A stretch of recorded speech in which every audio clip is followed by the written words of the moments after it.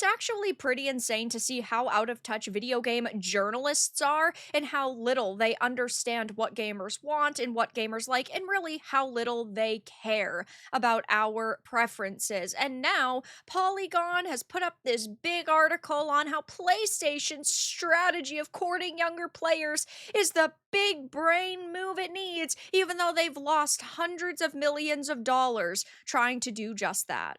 I have a few different things to show off, but before I get into the topic, if you enjoy the content I create, check out the links in the description, join the community in my live streams, and consider supporting through Patreon or YouTube memberships. Now, I understand we all joke about how, ooh, games like Fortnite are the child slop of the industry, that, oh my gosh, there are 8-year-olds who constantly play Fortnite. And sure, games like that can succeed with a younger crowd, but if you are actually trying to get the teenagers who are going to become adults soon and then be able to give you money interested in products, you can't constantly sell games like this. And you also still need to be making products that appeal to your core audience that exists now, which are adults, people who have loved video games their entire lives, people who are able to spend money on your products. And constantly taking a concept and then rehashing it and rehashing it and rehashing it can only work for so long, and it's not working anymore in the video game industry. Clearly,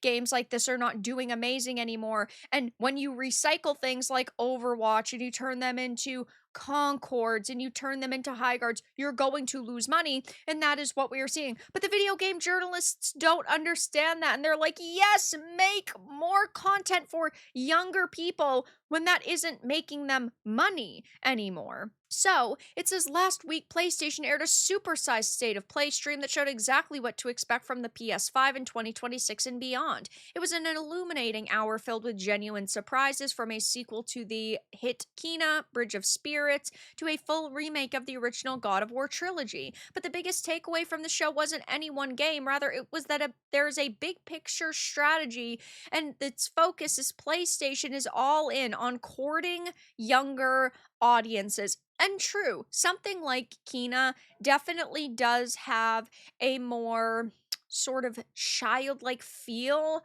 to it. It's more Pixar and Disney in a way, but it also is a tougher game. The first game was definitely not a super easy walk in the park, and a lot of people liked it for that reason, but it was successful because it catered to everyone. But something like Horizon Hunters Gathering clearly isn't going to appeal to younger audiences, and it is also not going to appeal to older audiences because it looks like trash. So when you are putting something like Horizon Hunters Gathering as the thumbnail picture and as the picture for your article, it just makes me cringe, because this is not what kids want to see. This is not what adults want to see. People are sick and tired of the cringe squads. Nobody wants a 500-pound land whale as a playable character. It's just not interesting. So saying, oh my gosh, it's a big brain move, just shows how little you understand this state of the industry. They say that it's a wise strategy for a platform holder like Sony. If your goal is to turn players into lifelong PlayStation owners, you need to get kids interested in video games at a young age. Players need to build up a literacy with the medium early so they can graduate to mechanically involved and narratively complex games like God of War Ragnarok later. I recently praised Square Enix's Dragon Quest VII Reimagined for pulling that trick off with finesse. I'm not sure if I'd be as invested in the medium today if I hadn't been welcomed in by the likes of Crash Bandicoot growing up. Many publishers outside of Nintendo seem to have forgotten this in recent years, because they have forgotten what made them successful and who made them successful and who is actually purchasing their products. It is so mind-boggling to me that you write articles every single day about this industry and you don't fucking understand it, or you are intentionally ignoring the problems that exist. People are sick and tired of SLOP. It's just that simple. And if you make a game and it doesn't appeal to any specific core audience, it is going to fail. And yes, it is good to sometimes create things that are clearly aimed towards kids, but they're sitting here and saying things like God of War Sons of Sparta is going to do this because it's a T for teen. There's no teenagers who are going to be interested in that. Oh, well, you've got things like Horizon Hunters Gathering that are going to appeal to younger audiences. Nobody's interested in that. There has not been a positive reception to half these freaking games. And sure, I get it again. Things like Crash Bandicoot, Spyro, those are all amazing. We're not seeing games of that level of quality and uniqueness and interest being made anymore for these younger audiences.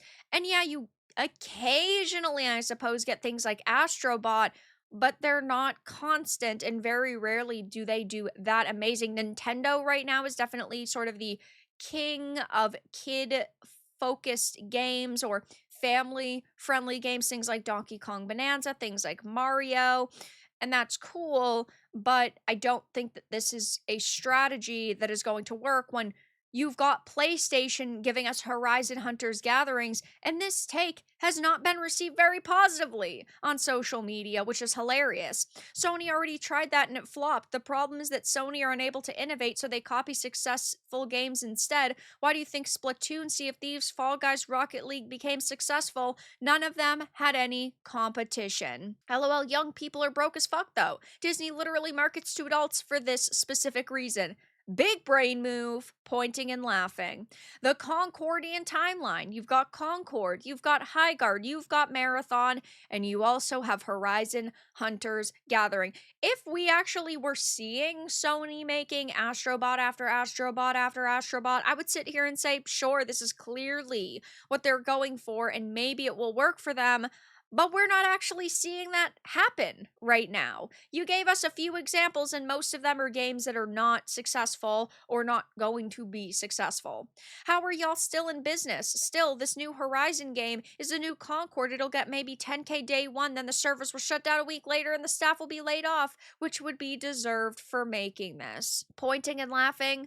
No. I can consult if you need me to. So, yeah, it's just not a very good look. Not that the Access Media has looked good in years, they definitely have not, but they are so out of touch. And it is so sad because, yeah, if you go back to 15 years ago, 20 years ago, there were journalists that actually did care about the industry, but now they are so rare and so few and far between that when you see a Polygon article or a Kotaku article or the Gamer article, you go, oh my gosh, what terrible take are they actually going to give us now, because they don't know what it is gamers want. They don't even clearly understand what these companies are doing business wise, and they'll pump out articles like this that completely ignore our feedback and gamers' opinions because they're just trying to shill for companies so they can continue to get early access, they can continue to get exclusive information and content and interviews, and they don't want to be on the bad side of these companies because without the access, they are no longer the media. So I'm certain we are going to continue to get coping from journalists over these recent failures. I know the Concordian timeline image has definitely triggered a few snowflakes, which doesn't really bother me. If you're going to get upset and whine and moan and groan and complain on social media because somebody created a meme image, yeah, you're just a snowflake and nobody should take you seriously.